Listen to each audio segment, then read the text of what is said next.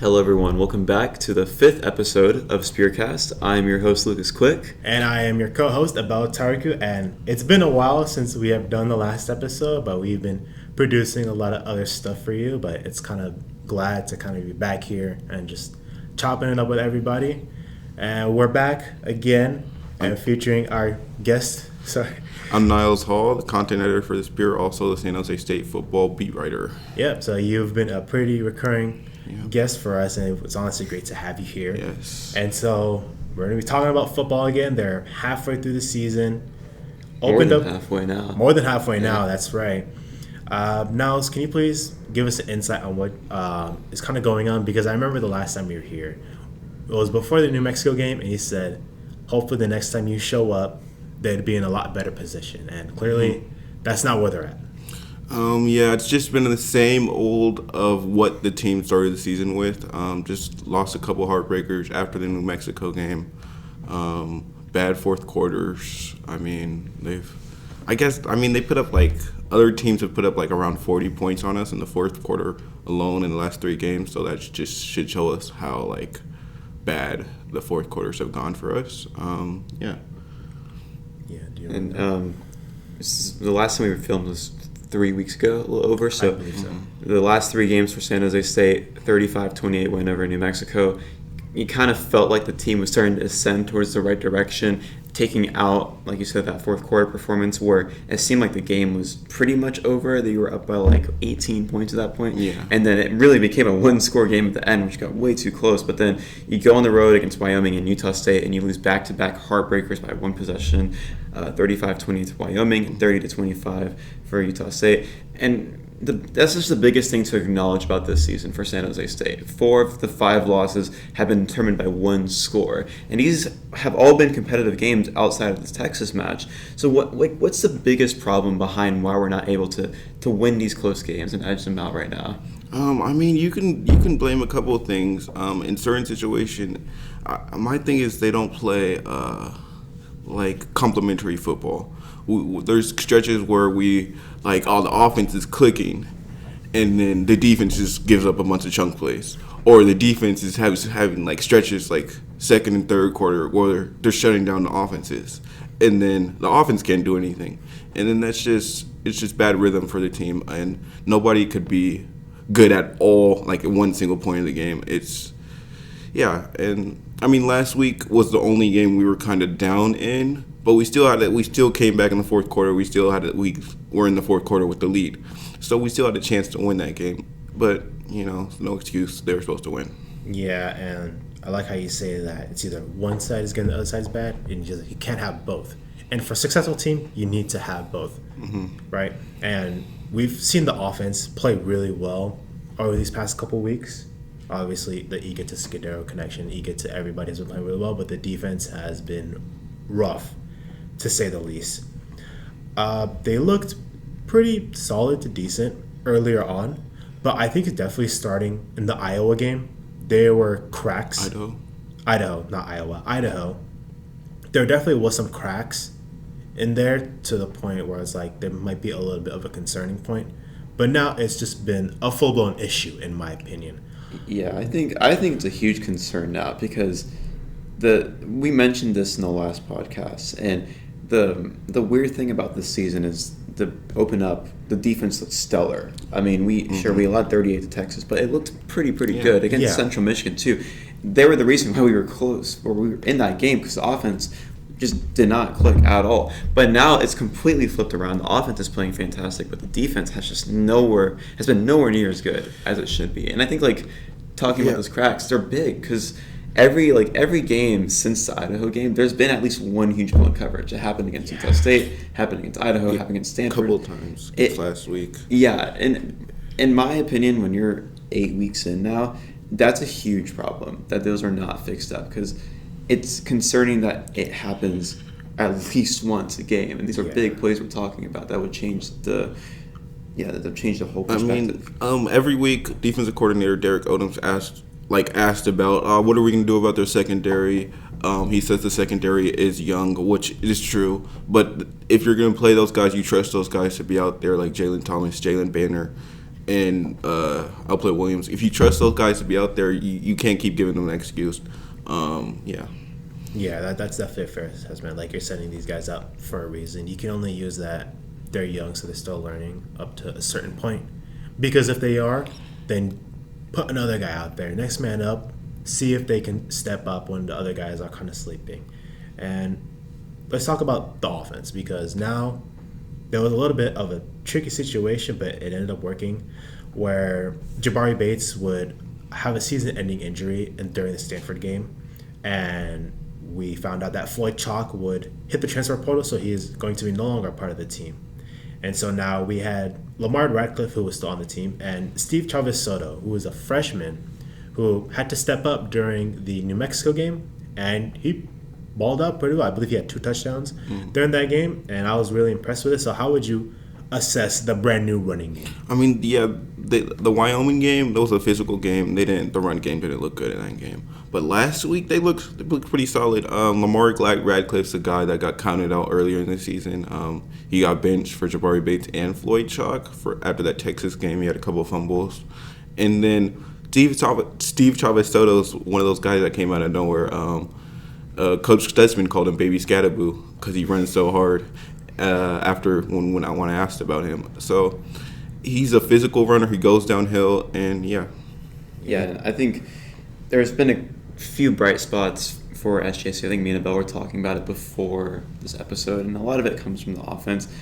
But I think Chavez Soto has just emerged as he's not the RB1 right now, because him and Radcliffe are splitting carries, and Radcliffe's still getting a little bit more than Chavez Soto is right now. But he's just explosive. Like, it's impressive to see a freshman walk on team. Probably wasn't expected to get this role at all this season. Yeah. And he's really making himself to being the case for being the starting running back, not for the rest of the season, but even moving forward in the future. It's a big piece that we can utilize moving forward. Yeah, and I think what's so great about having a running game is because that makes your passing offense so much more efficient.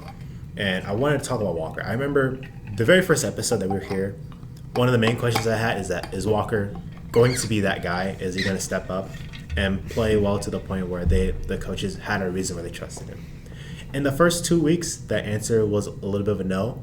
But recently, it has been an absolute yes. He's been playing pretty amazingly. I think the New Mexico game that he had was probably one of the best games that I've ever seen. He only had like a handful of incompletions. And it was not only the fact that he was passing really well. Obviously, you got amazing guys like Shadero, Leland, Kyrie Scholes. But they also were integrating Chavez Soto. They were integrating Radcliffe. And it just makes the entire offense so balanced. And that's like a personal thing. Like, I like having like a balance of everything. Because when you have a balance, everything works out so well. Everything works so more smoothly. And it just keeps it more consistent. What did you guys think about Walker's performance? I mean, yeah, we're leading the conference in attempts, and we're leading in completions. No, not completions, attempts. So, and we're third for yards per completion. The offense has been like steaming and it's been rolling since those first couple of weeks. Every week there's a big play, whether it's Leland Smith last week, Danny Scudero before that. So every week's a big play. And then the run game has just complemented it so well. With Steve Chavez Soto, he's more of a physical runner. So in our offense is more of a finesse. So it gives us a different element. Yeah, I agree. Going with Leland Smith, I was talking to Aaron after the game about it, because me and him, we both thought about it. Who's Aaron again? Aaron, the Mercury News. Aaron Johnson from the Mercury News. He was here on the first episode, but me and him were texting after the game, and it's funny because we both thought about it. And when he texted me, he says that he thinks that Leland Smith, out of anyone on the team, he's the most NFL ready. And I kind of agree with that too. He's a big dude, and he has really, really emerged to being a solid receiver. And that's what I was expecting him, transferring from Purdue, being in like a Power 4 school, and now being with San Jose State, and he's really emerged and becoming a solid player. I was just telling you guys, like, he has a highlight reel of almost catches this season. Like, his athleticism is insane. You saw it in the New Mexico game when he had that one-handed touchdown in the back of the end zone. So even the Texas game, even though it was really incompletion, he got the ball, held it behind the player's helmet.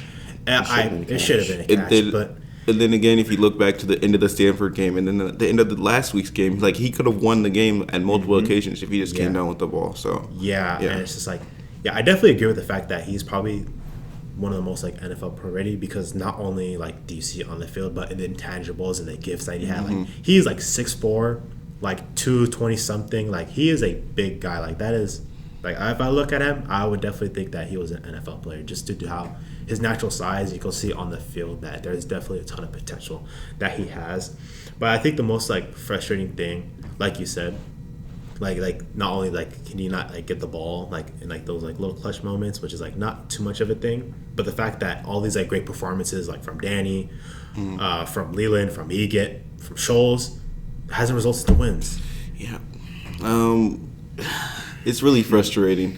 I mean, like we've had outstanding offensive performances. Like the last three weeks, Walker Eads thrown for over 300 yards, if I'm not mistaken, and Danny's went off. He had the 4-touchdown performance in Wyoming. Last week, Danny was a little hampered with the injury that came down in the Wyoming game, and then Leland Smith and Kyrie Scholes showed up, and then it's every week we're having good performance offensively. It's just honestly, it's just the rhythm. Like we'll have great stretches, but then a 3-and-out happens, a turnover happens, and then it just kind of throws us out of rhythm. I think watching that Utah State game, and it's happened with Stanford, it happened with Wyoming. Like the beginning of the season, Egett was shaky, and he had forced a lot of turnovers. I think people here were questioning if he can still be the guy moving forward for the season. But everyone in the coaching staff, during practice, during press conferences, during that rough stretch, they were very confident in Walker. And now we see exactly why. And I think that's the frustrating thing about this team right now, is there was a pretty high expectation about the entire team overall, especially the offense. And right now, it's showing on paper. We are shooting fireworks. We're putting points on the board. Like Egett has been playing an amazing stretch of football, dating back to the Stanford game and the Idaho game, but we're not winning games. We're 2-5, and it's disappointing to see, because especially for Egett, this is going to be his last year most likely. And definitely. He had a career game with Stanford. He won Mountain West Player of the Week against New Mexico. His last 3 games for QBR was 92.5, 85.2, and it dipped last week with 62.1. But even that number there, I don't think it translates to him playing pretty well, despite not having his best guy being fully healthy, and he had the shoulder injury too. So it's just disappointing, because there's still a lot of positives about this team. But once again, if you're a football team or any sports team, the negatives are really going to outweigh the positives, especially if they're big, like discipline. I mean, I think, to be honest, if you look back to before the season started, the expectations, we were highly ranked in the Mountain West. Offense looked good coming off of Nick Nash's year that he had. The expectations, we were just expecting higher things. But we got the weapons, we got the offense. And then the defense, I think that's a lot of what people were disregarding with the defense. I mean, last year our defense was solid. This year we lost a couple of guys, and then it put like a lot of young guys in that position, and they've stepped up to the most part interceptions. But then defensively they're allowing a lot in the passing game, which has like hampered our offense in a way, because they're always coming off, like they always have to score, and that's not possible as football. They're not going to score every drive. Yeah, I definitely agree with that, because like you said, like the young guys, they had a bunch of blown coverages. I remember specifically at the Stanford game looking at the replay of, I don't know who was back, but there was just like a wide open receiver down the field, which led to the go-ahead touchdown to let Stanford win the game. There was a blown coverage that let Wyoming win the game, and it's like, these issues, like, and last week there was a touchdown. There wasn't a defender like 10 yards within the receiver in the third quarter. And like defense and offense, like the final drive versus Utah State, anytime there was any good positive yardage, there was like 3 false start penalties that stalled the drive, and that kind of led them losing the game. It's just like, these are technical issues that need to be fixed preseason. Like, you work on this stuff like in the preseason, in the off season. We shouldn't be seeing this damn near halfway through. Like, is it time to kind of hit the panic button for you guys? Like, does it really? I mean, what does the panic button really mean? I would say like the panic button is like, this is like not going to get fixed. This is an issue that's going to occur all year. I think, and the season will pretty much over. I mean, I think the way this team is, I don't think offense, like if we look ahead for next year, I don't think offense will be a problem. I mean, they're going to have to replace Walker Egan. But his job, like even Walker says, like his job isn't that hard in a way, like the way the offense is set up. So Yeah. it's defensively, we need to see growth from the secondary. Our front seven is solid. Jordan Pollard, Latu, and then Nafa Funga in front. It's solid. The front seven solid. So secondary needs improvement, and I hope that is like a point of emphasis going forward. Yeah. Lucas, did you want to add anything on that? I think saying now to click the panic button, I think it's too late to do that, in my opinion. And for me, when we went to that Central Michigan game, we all went to that game. That's when the panic button hit for me. I know it was week 1 into the season, but going first home game of the year, you're 14-point favorites, and you lose. That's when I think that's when all of us like reporting or covering that game, we were like, okay, this is not a great way to start off the season. And I lost my train of thought, but I think we're 2-5 right now. Yeah. First of all, the Mountain West Championship is out of reach. If you think of it, it's really not possible anymore. That opinion that I wrote after that Texas game, yeah, you can throw it out the window because apparently I was clearly wrong. And the thing is, like, it is a competitive team. Like, the Spartans are a competitive football team from top to bottom. There's a lot of issues surrounding it, but every game that we play outside of Texas again has been close.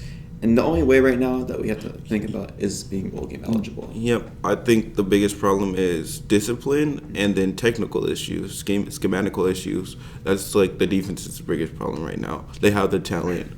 I mean, you could say the secondary is a little untalented, but like not ready to be put in that position. I want to say untalented, but not ready to be in that position. But besides that, on our defense, we have some talented guys, and I think it's more technical issues and more discipline issues because in the last couple of games there's been some roughing roughing the passer penalties and stuff like that, and then that just hurts the defense. Yeah, and then pardon if you guys, but I think the defense probably isn't even the biggest issue on this team. I think it is. I know what you're trying to say. Yeah. I think it is. I think there's this is in my opinion, right? Because to me it's very simple, and I think it's the special teams, specifically kicking.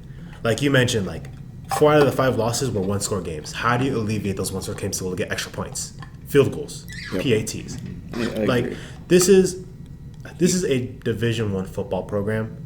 You can't have this messy of a kicking situation. I'm sorry. I mean, like it's inexcusable for me. Before this game, I asked Coach Ken, you've been in like a lot of close games this season. How do you figure that out?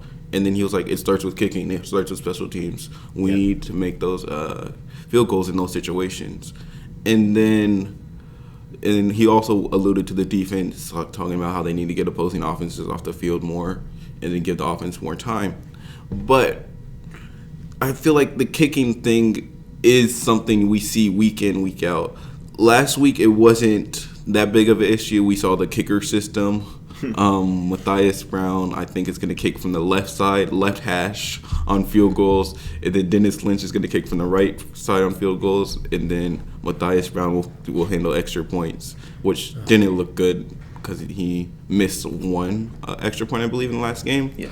And I think Coach Ken said that was more of a holding issue or like a snapping issue, and he didn't put that one on Matthias Brown. Yeah, you see, but that's so specific, and in my opinion, like it's almost comical. Mm-hmm. Like to have both kickers not to be so consistent in any area of the field, you need to split them into specific parts of the field in order for them to be effective.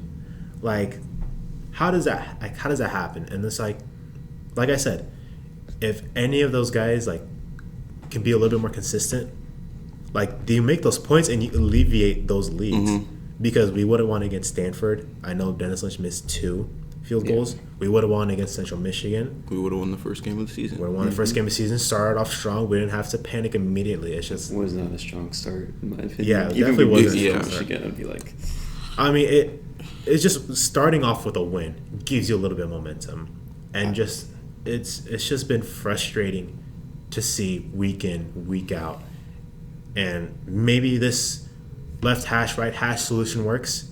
Maybe it doesn't, but I think starting next year, you definitely need to look for a kicker that is completely consistent all areas of the field. That's just how I think. I'm not even against the splitting PATs and field goals with Brown and Lynch.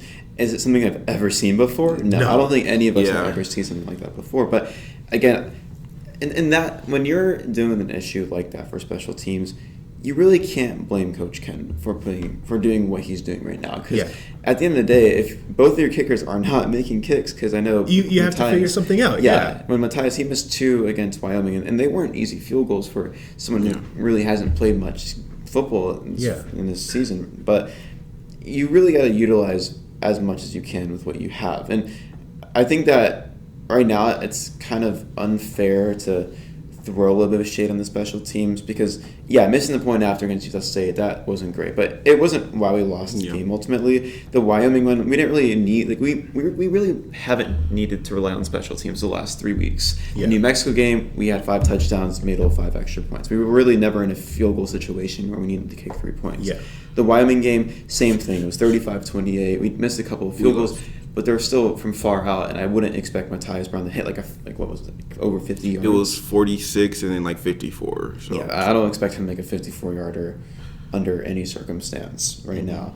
And then the Utah State game was just a missed PAT. So I think recently it hasn't been an issue, but it's just kind of a weird position to be in. Yeah, it definitely is a weird position to be in. Like, I can't really blame Coach Ken too much on it. Like, you got to work what you have, And I think I don't think any kind of coach has ever been in a situation like this. So I think just trying to experiment something, I'll give like credit for that. I think trying to find a solution is kind of weird. I think you give him credit for not recognizing it's a problem and then doing something about it. I think you give him credit for that, but then you also kind of think this decision was on you. You guys brought these guys here, and you should know what the talents that you're bringing in, and it's that simple. Yeah, it's just been a bizarre season. Yeah, I think bizarre is like the perfect word to describe it because it's like there's so many things that have been happening. Either the offense going crazy and Danny Scudero's like leading like Tire Nation like receiving yards, and then you got the defense that collapses in the fourth quarter, giving up over 30 points like the last couple games, or you've got our very unique kicking situation. I think bizarre is definitely the best thing to describe. I feel like this game, this season, like is summarized by that Wyoming game. It's like the Wyoming game was just a little bit of everything. I think we had special teams mishaps. We had Danny Scudero go off 4 touchdowns in the first half. Then we had a pick, then Xavier Ward threw a pick 6, and then we had a special team. They scored a special teams touchdown on us. And then the last drive of the game, our defense gives up a 50-yard screenplay and then followed up by a 30-yard beast mode or beast quake run against us. So, yeah. Yeah, I think that Wyoming game definitely summarizes us in a nutshell. That Wyoming game, I would say every loss that we've had this season is deflating. But the Wyoming game, when we lost that one, blew a 14-point lead in the fourth quarter. Yeah. I think that's when a lot of people were like, okay, like it's like I'm out. The high expectation that this team had, it's like we got to face reality, and it's not going to happen anymore. Yeah. And in my opinion, I really think if Egat and Scudero don't get hurt in that game, we win by 2 scores. Yep. I'm 100% sure on that. I think what we're addressing right now in this podcast would not happen if we beat Wyoming. Because again, if you go on the road and beat a team by 2 scores, Egat stays healthy, Scudero stays healthy, you have a great game on offense, I think the trajectory of that Utah State game is way different than it was on Friday. Because you're on a short week too, so you go on Saturday, blow a 14-point lead in the fourth quarter, and now you have 6 days to turn around, come back here and head to Utah in their homecoming game, and they had a great environment, by the way, which our fans should take note of. It's deflating when you have losses like that, and then you have to go travel down the country. They traveled back here, then traveled all the way to Utah. It's with your top 2 players questionable. Yeah. It's it's not a good look. I just think that there's a lot of mistakes that have been caused. There's been a lot of mental errors. There's been a lot of issues surrounding the team. But at the same time, too, you kind of have to acknowledge that this team just has crappy luck. Like, I never throw luck into a conversation, but with the way I've never seen a football season unravel the way that this one happened. And I would say, like, you're a Bengals fan, so it's different. I'm an Eagles fan, so I'm privileged. Yeah. But even the rough seasons that we've had, I've never seen anything like this before. Well, I'm a 49ers fan, so, but like, I want to... The last thing, I don't want to go too off the rails, but the last thing I want to mention too that I forgot to add on the script is I'm not trying to point names out or anything, but people on social media say, oh, if Dennis Lynch makes this field goal, or if this doesn't happen, this doesn't happen, this doesn't happen, we can be 5-2 or whatever it is. For people that are saying that, you got to let go of it, because I agree, if a couple of things get changed around, you do win those games, but there's so many huge problems going on about this team that it can't be like, oh, well, we had one blown coverage play every week. Like, if that doesn't happen, we win this game. Like, that's a huge problem. You can't just acknowledge that and be like, oh, we'll be in the Mountain West Championship contention right now. It's like, if we didn't give up that 50-yard go-ahead drive to win the game, we would be doing, well, guess what? You did. And it's just like, hypotheticals don't mean anything. Yeah. Like, just not only like for this situation, but like sports in general. It's like, oh, if this happened, then like we won the game. Like most, like 9.9 times out of 10, hypotheticals don't mean crap. Yeah. And then after the game, Coach Ken was like, "Oh, another heartbreaker, third or fourth loss like this, fourth one-score loss." It gets to a point where your fans become a little numb to it. Mm-hmm.